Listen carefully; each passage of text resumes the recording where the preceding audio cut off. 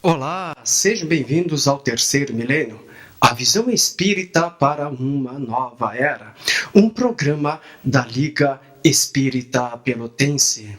O Terceiro Milênio hoje traz como tema sexualidade, o que diz, o que informa a doutrina espírita sobre o sexo, a homossexualidade, a pedofilia, o que fala também sobre a questão do estuprador e da vítima do estupro. Bem, essas e outras questões nós estaremos abordando durante o nosso programa. E para falar sobre sexualidade, aqui junto conosco, o nosso amigo, o nosso convidado, o professor, escritor e historiador, Marcelo Gil. Marcelo, que alegria, satisfação de recebermos aqui o terceiro. Alegria é minha, Madeira. Obrigado, é uma satisfação nós estarmos aqui novamente para podermos tratar de outros assuntos relacionados com a doutrina espírita. Então a satisfação de estar aqui é minha. É toda nossa. Marcelo, vamos falar sobre sexualidade. Certo. E para nós entendermos sobre a sexualidade, é preciso saber, o que diz, o que informa a doutrina espírita sobre o sexo.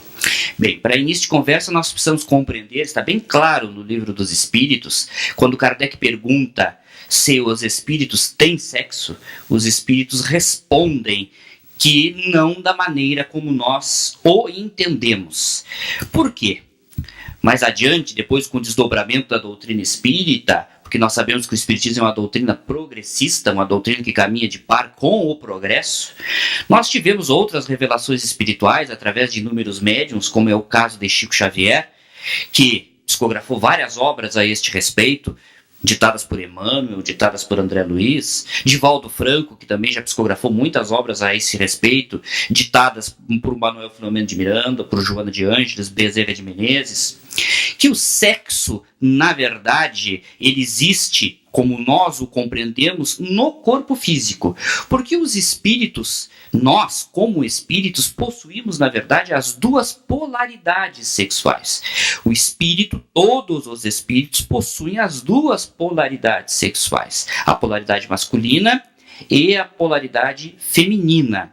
O que determina o sexo é uma questão biológica, mas o espírito age em profundeza antes desta questão biológica, através do seu perispírito, que é o corpo espiritual, para, de acordo com as suas necessidades evolutivas, vir a ocupar um corpo numa nova encarnação, masculino ou feminino. Portanto, o que determina isso são as necessidades do espírito que irá reencarnar. Se ele precisará reencarnar como homem, ou se ele precisará reencarnar como mulher. Nós podemos encarnar tanto em uma polaridade quanto em outra polaridade, tanto na polaridade masculina quanto na polaridade feminina, de acordo com as nossas necessidades evolutivas. Isso por uma questão bem simples, para que se compreenda isso de modo simples, nós precisamos entender qual é o objetivo da reencarnação. De acordo com a doutrina espírita, nós reencarnamos com o objetivo de progredirmos espiritualmente, de evoluirmos até atingirmos a perfeição. Todos fomos criados simples e ignorantes e estamos destinados à perfeição. Sendo assim, precisamos vivenciar inúmeras experiências diferentes a fim de alcançarmos a perfeição. Se um espírito sempre encarnasse como homem ou sempre encarnasse como mulher, ele não iria vivenciar senão as experiências que são próprias daquela polaridade sexual e jamais chegaria à perfeição. Por exemplo, se um espírito sempre encarnasse como homem, jamais iria vivenciar a experiência da maternidade, que é uma experiência extremamente enriquecedora, apenas para citarmos um exemplo. Portanto, sem vivenciar esse tipo de experiência, ele não poderia aprender todas as coisas e não poderia chegar à perfeição. O contrário também é verdade. Se um espírito sempre reencarnasse como mulher, jamais vivenciaria a experiência da paternidade, que também é uma experiência extremamente enriquecedora para que o espírito, através dela, aprenda, progrida e possa fazer a sua evolução espiritual. Justamente em razão disso, é preciso que o espírito encarne tanto quanto homem, quanto como mulher, a fim de que vivencie as experiências que são próprias de cada uma das polaridades para chegar à perfeição. O sexo, portanto, para a doutrina espírita é visto como algo absolutamente natural, faz parte da nossa natureza humana. Inclusive, através do sexo, nós concorremos com a obra da criação, porque é o sexo, visto então como o ato sexual, que possibilita a formação de novos corpos, através da união do espermatozoide com o óvulo, a fim de que o espírito possa se ligar a este novo corpo em evolução e vir ao plano físico, onde terá de cumprir suas provas, realizar suas expiações, realizar as suas missões, porque todos nós trazemos conosco missões a cumprir, de pequenas a grandes, de acordo com a nossa evolução espiritual. Então, através do sexo, nós concorremos com a obra da criação e auxiliamos o progresso, o nosso próprio progresso como espíritos. Porque se não houvesse o ato sexual, obviamente que não teríamos como promovermos a reprodução da espécie, e a reprodução da espécie é necessária para que os espíritos reencarnem e, assumindo novos corpos, possam seguir sua trajetória evolutiva. Então o espiritismo vê com muito respeito a questão do sexo, do ato sexual, né, sem, evidentemente, embora seja também uma religião, sem aquela conotação de pecado, que foi algo que caracterizou profundamente essa visão a respeito do sexo nas religiões tradicionais. As religiões tradicionais, de modo geral, têm uma visão do sexo muito ligada à noção de pecado. Enquanto que, na verdade, se nós formos analisar, não há nada de pecado nisso, é muito pelo contrário. O sexo é um instrumento através do qual nós concorremos com a obra da criação, e o sexo em nós é algo que é espiritual, transcende ao corpo físico, visto evidentemente, não como uma definição biológica, mas como polaridades, já que o espírito possui os dois polos, o ativo e o passivo, as duas polaridades, a masculina e a feminina, no seu íntimo. Nós que muitas vezes, né, Marcelo, que deturpamos... Né? É o homem que, através da sua vivência, deturpa o sexo, mas deturpa todas as coisas, não é só o sexo. As pessoas costumam ver muito a deturpação, prestar muita atenção em relação à deturpação que existe relacionada ao sexo, mas o homem costuma deturpar uma série de outras coisas. Nós deturpamos todas as nossas faculdades, na verdade. Até mesmo a faculdade de falar. Existem pessoas que utilizam a faculdade de falar para auxiliar o próximo, para promover o progresso, para incentivar os valores humanos e positivos, e outras que usam a faculdade de falar para, inclusive, arrastar as pessoas a cometer uma série de atos negativos, para incentivar o negativismo, para incentivar tudo aquilo que é ruim e que nos puxa para baixo. Então nós podemos deturpar todas as nossas faculdades, incluindo a faculdade sexual. E a questão da homossexualidade, como a doutrina espírita, ela vê essa questão da homossexualidade? E aproveito e faço outra pergunta, Marcelo. Se a homossexualidade pode ser vista como doença? Bem, a homossexualidade, ela é explicada do ponto de vista materialista por uma questão genética e por uma questão de convívio, né? No entanto, a doutrina espírita tem uma visão muito mais profunda a respeito da homossexualidade, considerando, como eu disse no início, que o espírito possui as duas polaridades sexuais. Então, nós todos, sem exceção, temos os dois polos, o polo masculino e o feminino, na nossa intimidade, da nossa personalidade espiritual. Reencarnamos como homem ou como mulher de acordo com as nossas necessidades. Portanto, somente esta visão, a visão reencarnacionista que o Espiritismo nos apresenta, pode explicar com profundidade a questão da homossexualidade. Por quê? Porque em determinadas ocasiões, de acordo com uma série de fatores, o espírito, ao reencarnar e mudar a sua polaridade sexual, em razão das suas necessidades evolutivas, pode encontrar dificuldades em se adaptar ao novo corpo. Vejam, estou dizendo pode encontrar, não é uma dificuldade necessária. Não queremos jamais afirmar que todo aquele que reencarnou várias vezes como homem, ao mudar a sua polaridade, ter a necessidade de reencarnar como mulher, terá essa dificuldade. Não. Em muitos casos a dificuldade não acontece. E o que determina esta dificuldade são questões de foro íntimo do espírito. Como cada criatura é uma criatura diferente, com valores diferentes, com aquisições diferentes, com dívidas diferentes em relação ao seu passado, em relação a si mesmo, esse processo será diferente para cada criatura. Então, alguém que teve várias encarnações como homem, ou várias encarnações como mulher, e precisar mudar isso em razão das suas necessidades evolutivas, vindo a reencarnar na outra polaridade, poderá, de acordo com uma série de circunstâncias, encontrar dificuldades para se adaptar neste novo corpo. Isto acontece, segundo, por exemplo, Manuel Filomeno de Miranda, ou segundo André Luiz, ou também segundo Emmanuel, através de vários médios, como Divaldo e como Chico Xavier, quando o espírito, em vidas passadas, em relação à questão sexual, teve uma vida desregrada. Foi promíscuo, teve uma vida desregrada, não conduziu bem as suas relações neste campo. Então, por exemplo, Emmanuel nos dá, num dos seus livros, o exemplo daquela pessoa que reencarnou várias vezes como homem, nunca valorizou o sexo oposto, nunca valorizou a função e a posição da mulher na sociedade, a posição da mulher na família, sempre comportou-se mal enquanto homem do ponto de vista sexual, vulgarizando a função do sexo, e este indivíduo poderá, por necessidades evolutivas, ter de encarnar numa próxima vida como mulher, e sentirá dificuldades em se adaptar a este novo corpo, em razão das suas atitudes de vidas passadas em relação à mulher, vista de modo geral, em relação à sua vida sexual, em relação à educação dos seus impulsos, tudo isso vivenciado numa vida anterior, que terá reflexos numa próxima existência. Cada caso é um caso. Sendo assim, na nossa visão, esta questão da homossexualidade ela só pode ser efetivamente explicada quando nós levamos em consideração a questão reencarnacionista, a questão da reencarnação. Porque, segundo nós pensamos na doutrina espírita, explicarmos a homossexualidade apenas por fatores genéticos, puramente biológicos, ou por fatores sociais, como, por exemplo, o ambiente onde o indivíduo vai crescer, o indivíduo vai se desenvolver, é uma análise superficial, que não explica todos os casos, que somente podem ser explicados quando nós levamos em consideração a questão da reencarnação. Mas, repito, nós não podemos tomar isso ao pé da letra, imaginando que todos os casos em que indivíduos precisam reencarnar e tem de mudar a sua polaridade sexual que vai haver essa dificuldade. Essas dificuldades são pontuais de acordo com as necessidades evolutivas de cada um.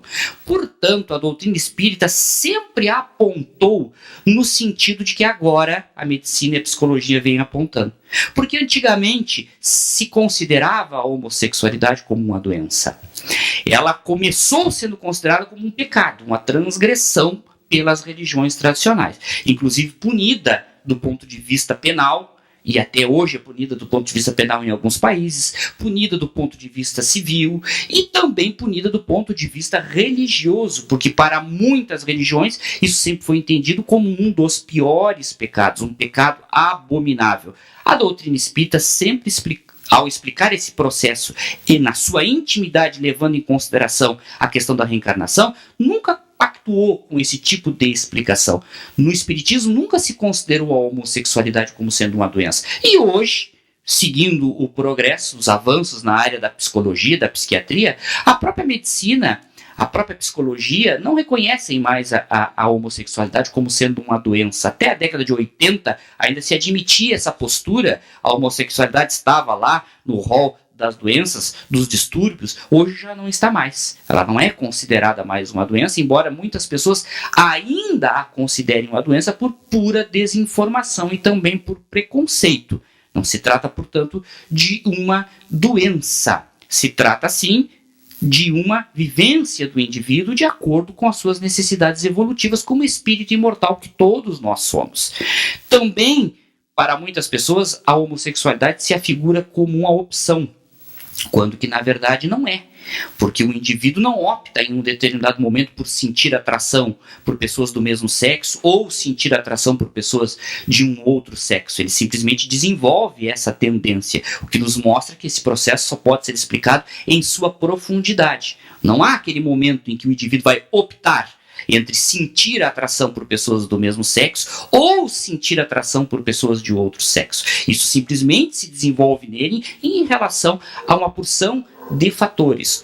Então não é uma opção. A opção está em vivenciar isso. No plano prático, na vida prática, vivenciar essa tendência que brota no indivíduo como o resultado de um processo extremamente profundo, cuja causa está no espírito e não no corpo físico. Marcelo, e a questão da homofobia?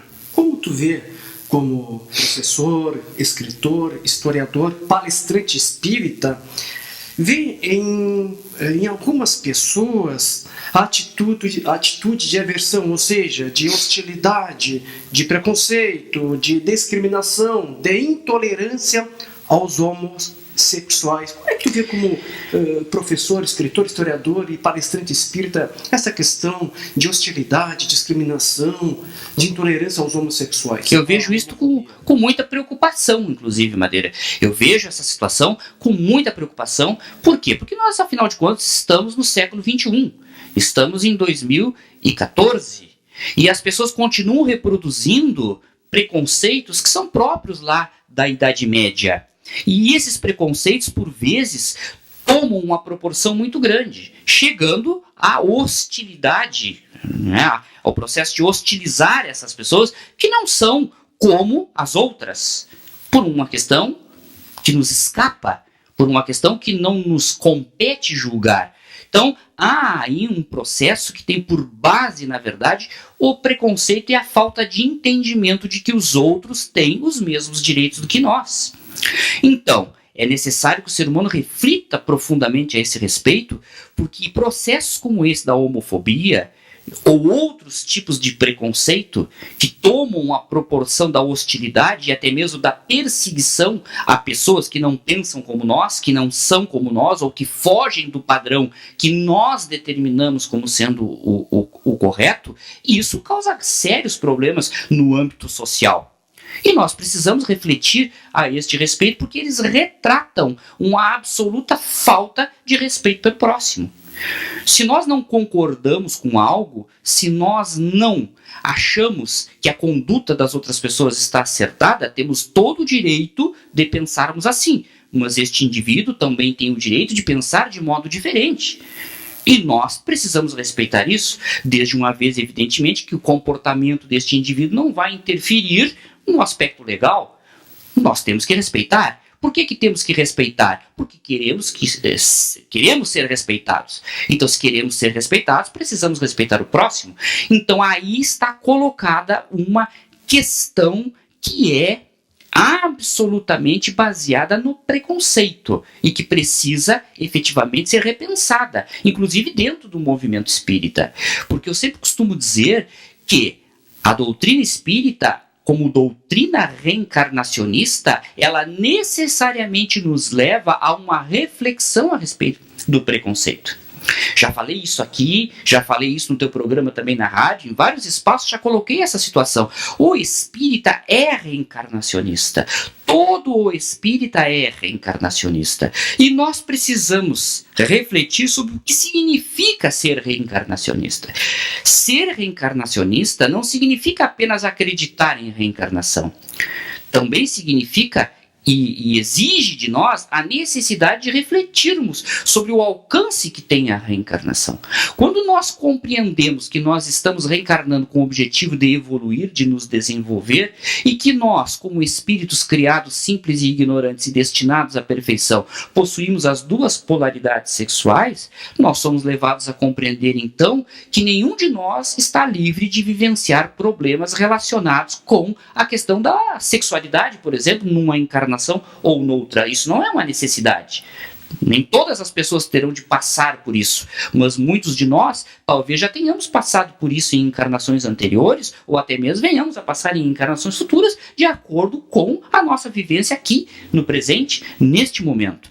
Então, se nós compreendermos o que significa efetivamente ser reencarnacionista, cai por terra todos os preconceitos. Eu estou me detendo neste preconceito relacionado à homossexualidade, mas os outros preconceitos também caem por terra quando nós compreendemos que de uma vida para outra tudo pode se modificar.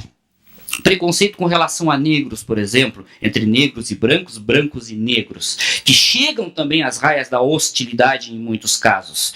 Eles não se justificam diante da reencarnação, porque nós podemos reencarnar branco ou negro de acordo com as nossas necessidades evolutivas.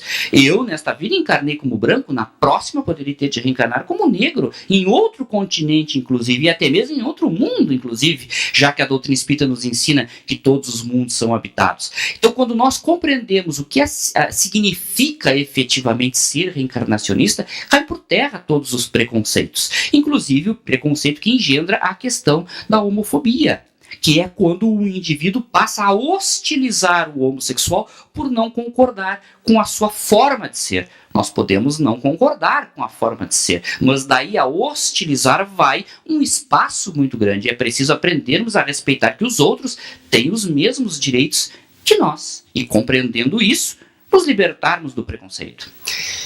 E qual a visão espírita sobre os novos tipos de famílias que estão surgindo? Por exemplo, pessoas do mesmo sexo que estão se unindo e meritocraticamente estão adotando filhos, estão adotando crianças. O que diz a doutrina espírita sobre esses novos tipos de famílias que estão surgindo na nossa atualidade, no momento atual que nós estamos vivendo? Bem, a doutrina espírita é a doutrina do livre-arbítrio, a doutrina que nos ensina em todos os momentos o livre-arbítrio. Nós, como indivíduos, como espíritos criados simples e ignorantes, nós temos o livre-arbítrio de agirmos de acordo com a nossa consciência, com aquilo que nós consideramos como sendo o correto. Sendo assim, a doutrina espírita nos ensina que são livres as pessoas para viverem da maneira como acharem que deve. No entanto, existe todo um código moral que nós devemos buscar seguir, que é o código moral que está no Evangelho. No entanto, a doutrina espírita não nos impõe esse código moral. E esse código moral, ele é na verdade baseado em leis divinas que nos incentivam sempre a agirmos bem em relação ao próximo. Todo o resto é sempre algo de superfície. A profundidade está efetivamente em respeitarmos o próximo, assim como queremos que o próximo nos respeite. Sendo assim, a doutrina espírita não se coloca de modo contrário, efetivamente, às pessoas que queiram constituir uma família, homossexuais que queiram constituir uma família, porque eles estão no seu direito se assim acham que devem agir. E, inclusive, a doutrina espírita nos diz que o Estado não tem o direito de interferir no foro íntimo dessas pessoas. A doutrina espírita não nos diz isso diretamente, mas nos leva a essa interpretação na medida em que nos ensina o livre-arbítrio. Eu, no meu ponto de vista, baseado no estudo da doutrina espírita, acho que o Estado nada mais fez quando reconheceu esse tipo, quando vem reconhecendo esse tipo de união entre homossexuais, nada mais fez o Estado que reconhecer uma situação que existe e que é baseada na decisão das pessoas, que é uma decisão autônoma. As pessoas têm autonomia para decidir se querem viver juntas, se querem constituir família. Então nós não podemos cair no erro das religiões tradicionais de considerarmos esse tipo de conduta como sendo pecado. As pessoas são livres para viver da maneira como elas acham que devem viver, para viver da maneira como elas entendem que é o correto. Desde uma vez que estas pessoas, vivendo juntas ou vivendo separadas, não estejam prejudicando os outros, bom, aí é o fundamento. Por isso que eu disse no início aqui da fala, nesta resposta, que a doutrina espírita, ao nos ensinar que o Evangelho é o código moral, nos ensina que este código moral tem de ser aplicado em profundidade. O que interessa é o indivíduo não viver, seja sozinho, seja com outro indivíduo, de outro sexo ou do mesmo sexo, em uma situação em que ele prejudique os demais, que ele traga efetivamente prejuízos para a vida alheia, agindo de modo a não obedecer o parâmetro de que nós só devemos fazer ao próximo aquilo que gostaríamos que o próximo nos fizesse. Então eu vejo muitas pessoas, inclusive dentro do movimento espírita, condenando aqueles que, sendo homossexuais, passam a viver juntos e adotam filhos. Mas as pessoas não questionam que muitas vezes esta criança, na maioria das vezes, na verdade, essa criança que foi adotada pelo casal homossexual, foi abandonada por um casal heterossexual. Então é essa a análise que nós precisamos fazer. De modo geral, as crianças que estão aí nos orfanatos, que estão abandonadas, que estão pelas ruas, e que em muitas ocasiões são adotadas por casais homossexuais, foram abandonadas por casais heterossexuais. Ou seja, é uma questão muito mais profunda que está aí colocada, que é a questão relacionada a como que o indivíduo está vivendo em sociedade. As pessoas vivem sem respeitar o parâmetro de que nós só devemos fazer aos outros aquilo que gostaríamos que os outros nos fizessem. Aí está efetivamente onde nós devemos basear a nossa conduta. Então eu particularmente vejo como positivo o fato de um casal adotar uma criança, mesmo sendo um casal homossexual. Nós devemos refletir sobre o que está fazendo as pessoas abandonar esta criança. E aí alguns argumentam que então esta criança criada por este casal homossexual poderá no futuro ter problemas de comportamento e inclusive vir a ser homossexual. Nós não podemos fazer esse tipo de afirmação, porque também, em regra, as pessoas que são homossexuais e que chegam a uma determinada idade e se descobrem homossexuais foram criadas por casais heterossexuais. Se este raciocínio fosse um raciocínio verdadeiro, então todos os filhos de casais heterossexuais seriam heterossexuais e não são, muitas vezes são homossexuais. O que nós precisamos compreender é que existem pessoas heterossexuais que têm uma vida absolutamente promíscua e outros uma vida absolutamente equilibrada. Homossexuais também. Nós temos homossexuais que têm uma vida absolutamente equilibrada, enquanto outros possuem uma vida promíscua. Não há uma relação necessária entre equilíbrio e desequilíbrio relacionado à heterossexualidade e homossexualidade. O indivíduo pode ser um indivíduo absolutamente equilibrado, buscar ter uma vida pautada no Evangelho, buscar ter uma vida pautada nos princípios que o Evangelho nos ensina, sendo homossexual ou sendo heterossexual. A prova disso está no fato de que, repito, muitas crianças abandonadas são abandonadas por casais heterossexuais. Muitas crianças que são acolhidas por casais homossexuais. Então não há esta relação entre equilíbrio e desequilíbrio em termos de convivência, de padrão de conduta na sociedade, associada ao homossexualismo ou à heterossexualidade. E a questão do estuprador, do estupro e também a questão da pedofilia? São questões extremamente polêmicas, Madeira. Nós precisaríamos de mais tempo para entrar a este respeito. Nós, evidentemente, que consideramos essas questões como sendo crime. Inclusive, o estupro é uma das questões mais violentas que um indivíduo pode sofrer e que demandaria que nós fazermos uma análise mais aprofundada, mas é evidente que em todas essas situações a doutrina espírita apoia a ideia de que é um crime, que como crime deve ser punido e aquele que é agredido deve buscar a proteção do Estado e inclusive buscar também o acompanhamento especializado de psicólogo, de médico, de psicoterapeuta para poder ter esse acompanhamento, o apoio necessário para superar aquele que é sempre um trauma. A pedofilia? Também.